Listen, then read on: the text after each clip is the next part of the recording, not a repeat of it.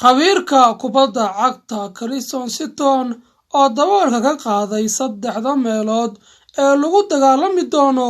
finaalka koobka adduunka go'aamin doonana xulka ku guuleysanaya koobka adduunka sanadkan ka socda wadanka Qatar. khabiirka kubadda cagta Christian Sitton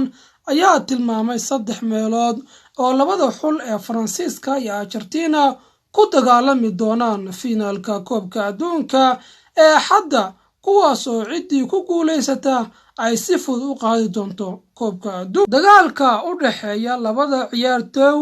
ee Paris Saint-Germain ka wada tirsan waa Kylian Mbappe iyo Lionel Messi ayaa la filayaa inuu qabsado ciwaanada waaweyn ee jaraa'idada, laakiin Christian Sitton waxa uu ka adkeysay in 3 ciyaartooy oo kala noqon doona kuwa dagaalkooda uu go'aamin doono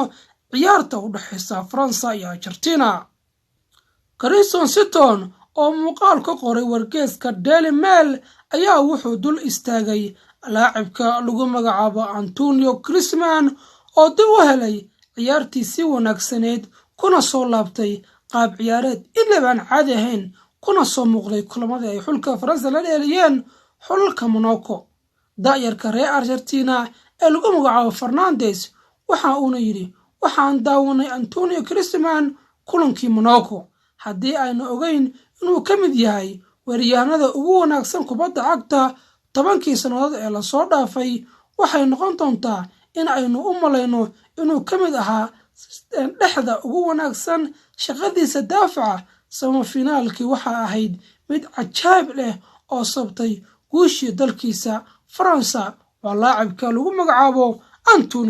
Antonio Griezmann halis ayuu ku yahay kubadda cagta waxaasi tijaabo adag u noqon doontaa daafaca da'yarka ee lagu magacaabo Fernandes. waa dagaalka khadka dhexe oo aanan sugi karayn daawashadiisa ayuu yiri khabiirka kubadda cagta. waxa kale uu Christian Sitton sheegay in dagaalka weyn u dhaxayn doono Kylian Mbappe iyo daafaca midig ee reer Argentina ee lagu magacaabo Molina kaas oo midkood ku guuleysan doono in dalkiisa uu ku hogaamiyo guusha maadaama uu yahay Kylian Mbappe laacib aad u dheereeya daayir ah haddana farsamo iyo goolnimo isku darsaday oo aan si sahlan ugu celin karin waxaana taas ay tijaabo cad u noqonaysaa Molina oo ah daafaca midig ee xulka lagu magacaabo Argentina. haddii uu celiyo Molina laacibka lagu magacaabo Kylian Mbappe waxay noqon doontaa mid guusha siisa xulkiisa Argentina, laakiin Kylian Mbappe hadduu dardaro Molina waxay noqonaysaa mid taas ay ku weyn doonaan koobka adduunka xulka Argentina maadaama Kylian Mbappe uu yahay laacibka mar walba ay ka filanayaan in jamaahiirta xulka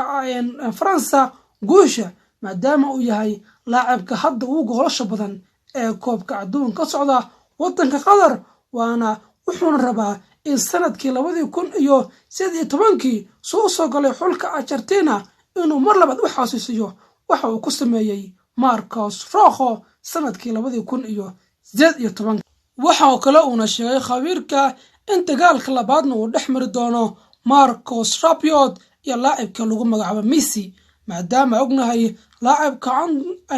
Lionel Messi inuu yahay laacib markii ciyaartu bilaabato aamusnaan iyo deganaan ku soo gala, laakiin markay ciyaartu furfuranto bilowda weerar halis ah ama bilowda inuu mar walba halis ku noqdo xulka ka soo horjeeda qarankiisa.